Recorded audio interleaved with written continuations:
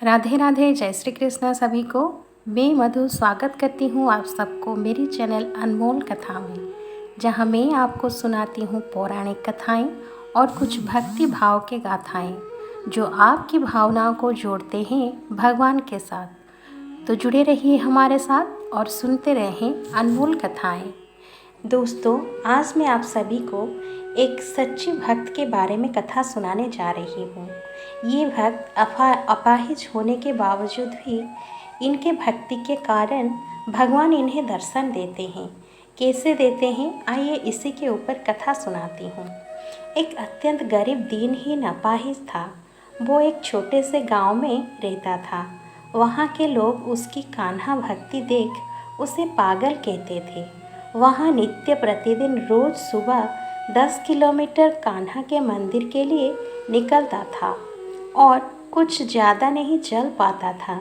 उसके पैर छिल जाते थे, बाजुओं में बैसाखी से छाले पड़ जाते थे। उसे लोग चिढ़ाते थे, ये लंगड़ा क्या 10 किलोमीटर भगवान के मंदिर जा पाएगा। सब उस पर हंसते थे, मजाक उड़ाते थे, पर वो अपाहिज रुकता नहीं था। कभी हाथों के बल तो कभी पूरे जिस्म से रगड़कर आगे बढ़ता था। वो कान्हा का परम भक्त था। जब वो टूट जाता, बिल्कुल भी हिल नहीं पाता, तो कान्हा को पुकारता और कहता, मेरे प्रभु, मैं आपके मंदिर में नहीं आ पाऊँगा कभी, और रोने लगता। फिर रास्ते में पड़ा कोई भी पत्थर उठाता और जहाँ होता वहीं कान्हा को पूजा करता और कान्हा की भक्ति में लग जाता। आश्चर्य तो तब होता जिस जगह वो कान्हा को पूजता उसी जगह कान्हा का मंदिर बन जाता और खुद कान्हा जी उसके पास आते और उसकी भक्ति से प्रसन्न हो उससे कहते, मांगो, बस तुम्हें क्या वर चाहिए। पर वो अपाहिज कुछ नहीं कहता, बस उनकी पूजा में लग जाता। रोज यही क्रम चलता। वो सुबह उठता, मंदिर के लिए निकलता और मंदिर पहुंच नहीं पाता और लोग उसका मजाक उड़ाते और वो वही रास्ते से पत्थर उठाता और वही मंदिर बन जाता। रोज कान्हा आते, उससे वर मांगने को कहते और वो रोज कुछ नहीं मांगता। एक रोज वो अपाहिज मंदिर जाने के लिए निकला। रास्ते में गांव के लोगों ने उसे घेर लिया और उसे मारने लगे, ये कहकर कि तू अफवाह फैलाता है कि कान्हा का मंदिर तेरे सामने बन जाता है, कान्हा तेरे सामने प्रकट होते हैं। तू अपाहिज आज तक 1 किलोमीटर भी नहीं चल पाया, तो तू कहाँ से कान्हा जी के मंदिर पहुँच गया। गाँव वाले ने उसे बहुत मारा और उसकी वैसाखी तोड़ दी। वो अपाहिज हंसते हंसते सब सह गया और जहाँ गिरा वहीं कान्हा की भक्ति करने लगा। मंदिर फिर बन गया।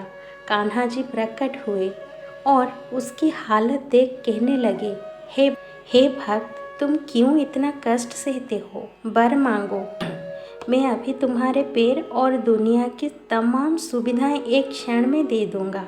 अपाहिज कहता रहा, हे नाथ, मुझे कुछ नहीं चाहिए, और वहाँ कान्हा जी के ध्यान में मगन हो जाता। अब बांके बिहारी लाल सोच में पड़ गए, आखिर ये भक्त कुछ मांगता क्यों नहीं। आज इसको मुझे कुछ बिन मांगे ही देना पड़ेगा। दूसरे दिन की सुबह हुई, वो अपाहिज मंदिर जाने के लिए निकला। जैसे ही रास्ते पर पहुंचा, एक बड़ी सी गाड़ी उसके पास आकर रुकी और उसमें से सुंदर सा शख्स निकला और वो कान्हा जी का मंदिर उस अपाहिज से पूछने लगा। अपाहिज ने उसे रास्ता बताया और कहा, मैं भी वही जा रहा, आप पहुँचे, मैं भी आता हूँ, तुम मेरे साथ चलो।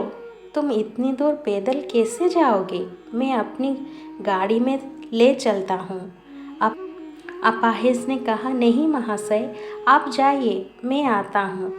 उस शख्स ने बहुत जोर दिया पर अपाहिज नहीं माना और आगे बढ़ने लगा। जैसे ही वो थोड़ी दूर पहुंचा, उसे रास्ते में स्वर्ण से भरा एक मटका दिखाई दिया। अपाहिज ने उसे देखा और उसे खींचते हुए किनारे लाकर छोड़ आगे बढ़ गया।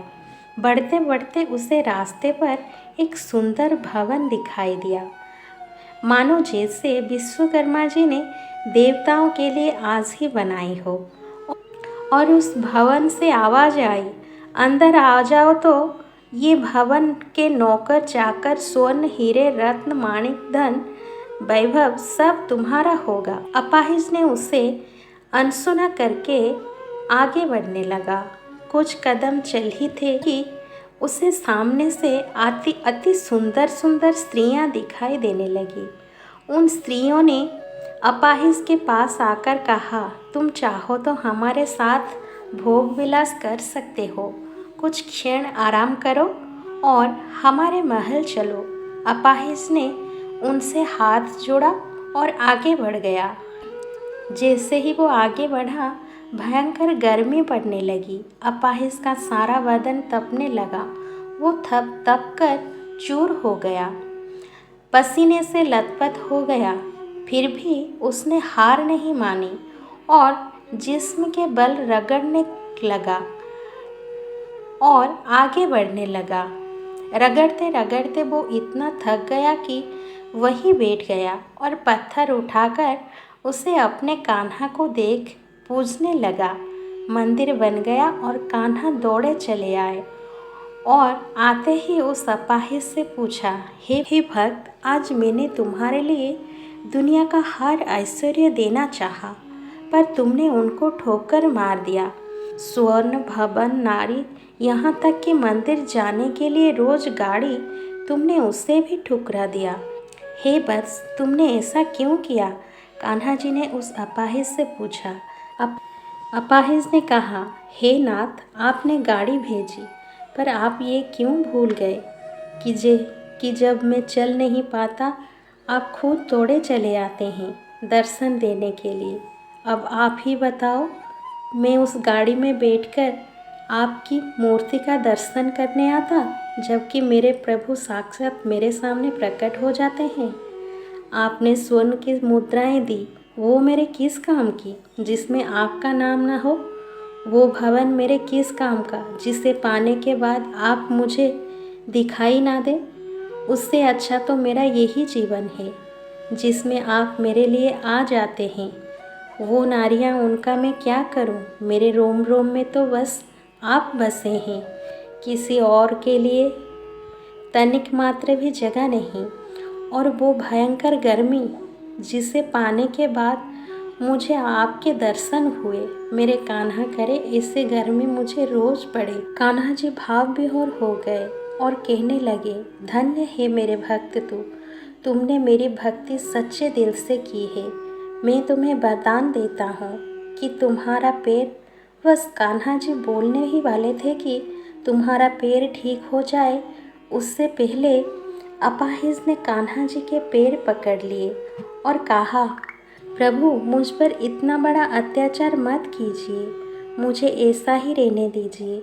समस्त ऋषि मुनियों को, बड़े बड़े पंडितों को, देवता, नर, दानव, मानव को जो सौभाग्य प्राप्त नहीं है वो मुझे है।